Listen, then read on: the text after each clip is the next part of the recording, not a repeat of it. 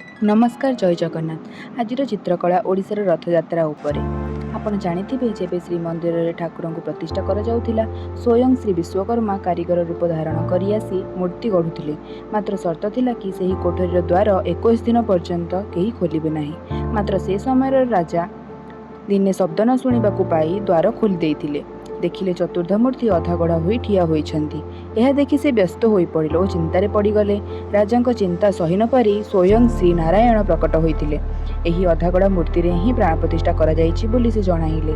तेणु एही मूर्ति को ही श्रीमंदिर रे पूजा करा जिवो। एबेठारु पुरीर राजा हेबे श्री जगन्नाथ। प्रतिवर्ष लोकंक दुख बुझिबा पई और लोकंक निजर दर्शन देबा पई 9 दिन पर्यंत श्रीमंदिर रु बाहर को बाहरिबे। तीन भाई भौणी रथरे बसी माउसी माँ गुंडीचांक घर को जिबे। सेठारे श्रद्धारे रहिबे। स्वादिष्ट पिठापणा माउसी हाथरू खाइबे। 9 दिन पर पुनर्बार श्रीमंदिर को फेरी आसिबे।